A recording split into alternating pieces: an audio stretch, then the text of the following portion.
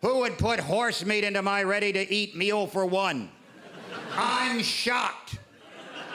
As if you were walking through the supermarket. Hey, come here, fella. Do you work here? Do you work here? I would like to treat myself to a sumptuous Italian meal this evening. Can you help me? Of course I can, sir. This is a supermarket. We sell fresh pasta and spices and tomato. Right, I forgot to mention I have no domestic skills or self-respect. Well, we have a takeaway delicatessen counter here at the supermarket. They've just made a fresh lasagna bolognese. You could take that home and heat it right up. That would involve a certain amount of time and preparation, wouldn't it? What do you have? It comes in a box. It's just a big coagulated mass of unidentifiable suborganic shit. It's then wedged into a little brown plastic bedpan. I can just shove into a microwave and push a button and watch it twirl around. And every time it comes around, give a big old fuck you to my mother and her mother and anyone who ever spent countless hours in the kitchen making tasty, palatable meals.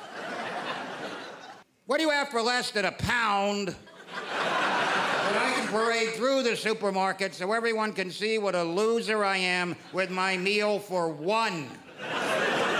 With a serving suggestion on the front I don't even intend to live up to. Because trust me, I'm just going to stand in the kitchen in my underpants and eat whatever comes out of this box. I don't give a shit. I don't even have cutlery. I'm eating it out of a fucking Frisbee with a shoehorn, okay? I don't care. I'm going to shove it into an irradiated box and stare through the window like some warden on Texas death row who's just strapped his own dignity to the electric chair and fried it at 50,000 volts. Do you have anything like that? But I don't want any horse meat in it. I have standards.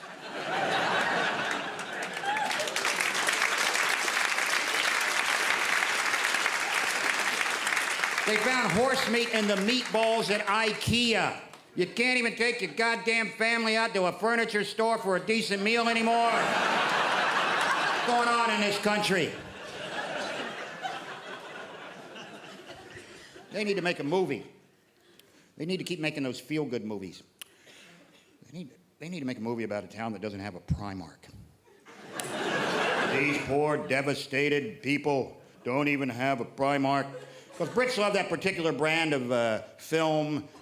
There's one play or theater is right next door. It's called Kinky Boots. It's a bit weird. It's just, I don't know, it's a devastated shoe company in Northampton, and some transvestite comes along and decides that he can design a shoe for men that comes up to their thighs and saves the town. That's it in a nutshell. I mean, I actually haven't seen it, but it sounds pretty. It's like, yeah, that's uplifting in a creepy kind of way. Brits love that. Brits, every few years they have to make that feel-good story. That story of, you know, last year it was called Pride. The feel-good film of 2015, Pride. About a couple of gay activists who come to the aid of a devastated Welsh mining town. My guess is that there is a scene in that film where someone stood in the village hall. Maggie Thatcher has devastated our small Welsh mining town. Fortunately, I know a couple of gay activists. Now, hear me out. And you think, wait a minute, haven't I seen this film before? Oh, maybe 20 years ago. Maggie Thatcher has devastated our small northern mining village. Fortunately, I know a small boy who likes the ballet. Years later, full Monty. Maggie Thatcher has devastated our steel industry. Fortunately, I know some men who aren't averse to taking off their clothes and rubbing their sweaty crotches into old women's faces. Hear me out. Breast off. Maggie Thatcher. I know somebody who plays the flugelhorn. Every one of them based on a true story. Are there any villages left in Britain that haven't been befriended by disparate groups of enthusiasts? There must be producers just driving through in limos, getting out, hey, come here, fella, in the last 20 years, has your town been befriended by pimps, rodeo riders, clowns, people with Tourette's, Somali pirates, women who shoot ping pong balls from their vagina, or Jamaican bobsled teams? It's that peculiar kind of British thing of celebrating someone that's a bit creepy, but yeah, let's write some songs about it. He'll be fine.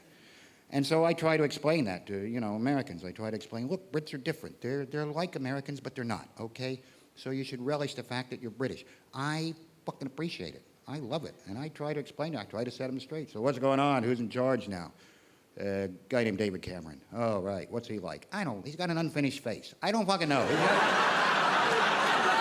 Looks like a regional manager for Tony and Guy. He's in charge. He runs the country. For a while, there was a coalition. What's coalition? Is that like communist? No, it's a fucking coalition. It means that people you don't quite like, you still have to work with, right?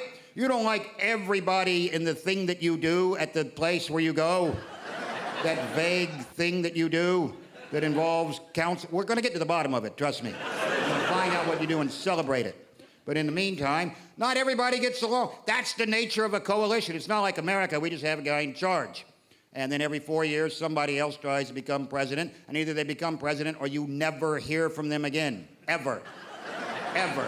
We had a guy named Mitt and a guy named Newt running for president in the last election. Mitt and Newt. That's the caliber of material we have to deal with in America. A Mitt and a Newt. A couple of glove puppets trying to become president. Mitt Romney, Newt Gingrich. Mitt was a Mormon, Newt was a serial adulterer. So Mitt was against same-sex marriage and Newt was against same-marriage sex. And now nobody knows where they are. Selling used Toyotas in Ohio for all we know. And so one guy's in charge. Whereas here, quite often, you have a system whereby two people just have to form a coalition. Because that's how Brits think. You travel up any high street in Britain, you always see a shop that says shoe repair, key cutting. You never even question that, do you? No one has ever sat down and thought, is that an actual business plan of some sort? Down and said, well, people need their shoes repaired, and sometimes they need extra keys. What doesn't make sense? It makes no sense whatsoever. It's just sad, because you go in there usually to get your shoes repaired, and then you got to confront the key guy who's just standing there, covered in cobwebs with a bunch of empty key blanks behind him, just staring at you. Hey, you need any keys while you're here? Fuck off. I don't need keys. I want the soles on my shoes so I can walk without blisters, you prick. Who are you? Well, I'd be the Nick Clegg in this particular relationship. Is whatever.